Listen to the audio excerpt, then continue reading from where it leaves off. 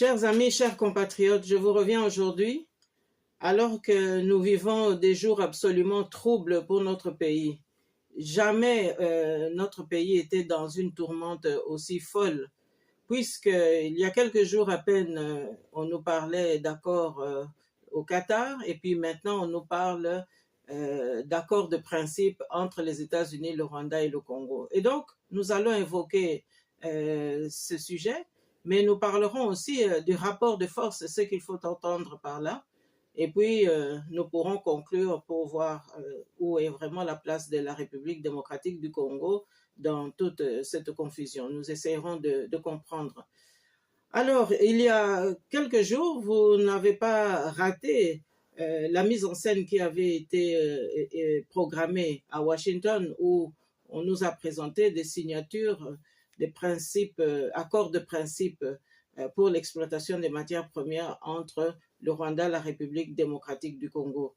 Mais je vous fais tout de suite observer que lorsqu'on parle de principe, je pense qu'on doit d'abord se demander si les signataires sont des pays qui respectent eux-mêmes les principes élémentaires du droit et de l'économie. Mais laissez-moi plutôt vous dire ici qu'il me semble que ces accords de principe constituent beaucoup plus une feuille de route de la République du Rwanda, parce qu'il n'y a absolument aucun avantage concernant la RDC. Et je suis pour ma part très très étonnée que cela ait pris cette tournure, puisque du point de vue congolais, nous nous rendons compte qu'après le Qatar, nous sommes embarqués de nouveau dans des offres de collaboration, des offres d'exploitation qui ne sont basées sur aucune légitimité parlementaire, aucune légitimité même sénatoriale, et que notre peuple est totalement absent de tous ces enjeux.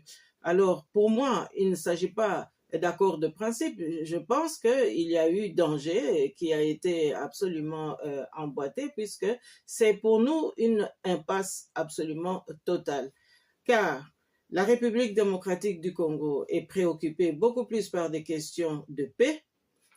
La République démocratique du Congo est beaucoup plus préoccupée par la gouvernance actuelle, et nous voyons très bien que il y a également impasse dans ce domaine. Je ne vois pas comment est-ce que l'équipe de Félix-Antoine Tshilombo Tshisekedi pourrait encore continuer, puisqu'il n'y a pas de solution. Nous voyons beaucoup plus qu'il y a des velléités pour sauver un poste, pour sauver un régime, pour sauver une tribu, mais que l'intérêt du peuple congolais n'y est pas. On navigue totalement à vue.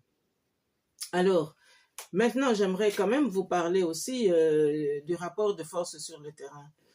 Il ne vous a pas échappé que ces derniers temps, nous avons des protagonistes qui se sont manifestés d'une façon absolument offensive. On a parlé du retour de Joseph Kabila Kanambe, alors que celui-ci était censé quitter le pouvoir. Mais nous avons vu aussi que cette information a suscité beaucoup d'émoi, beaucoup d'agitation. On nous a présenté également la carte de M. Nanga, le président de l'Alliance Fleuve Congo et du M23, soutenu par le Rwanda. Et donc, vous constatez aussi qu'il y a de l'autre côté la gouvernance de notre pays. Et dans toute cette confusion, vous avez M. Kagame qui règne en maître. Parce qu'il y a quand même de la manipulation. Alors, le rapport de force, parce que c'est bien de cela qu'il s'agit. Et lorsque nous disons que nous prenons acte du rapport de force en présence, lorsque les acteurs, les protagonistes de cette guerre qui dure depuis plus de 30 ans, prennent des positions, interpellent la classe politique, lorsque nous disons que nous prenons acte, cela signifie que nous tenons compte de ce qui se passe sur le terrain, nous tenons compte aussi de la nouvelle donne, et donc il est bien regrettable lorsque on doit pouvoir constater que des hommes politiques ne tiennent pas compte des nouveaux éléments qui interviennent sur l'échiquier.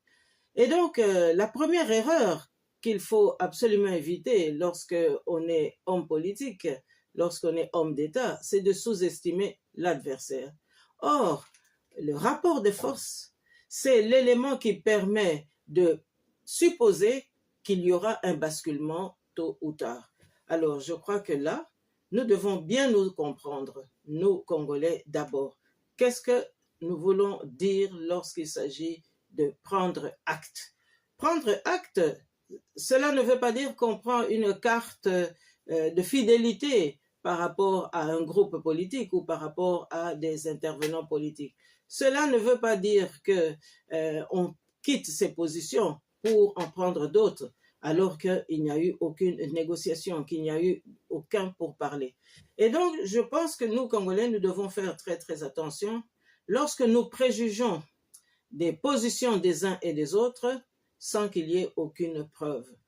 Alors, je voudrais aussi dire que lorsque nous prenons acte d'une nouvelle donne, eh bien, cela veut dire qu'on est attentif, qu'on reste vigilant, parce que la situation politique peut toujours changer à tout moment. Lorsque vous voyez Madame Kasavubu, par exemple, à l'aéroport de Zaventem, cela ne veut pas dire que Madame Kasavubu a voyagé. Vous pouvez très bien rencontrer un groupe d'amis ici ou là, mais cela ne veut pas dire que ce groupe d'amis a été signé un contrat quelconque contre le pays.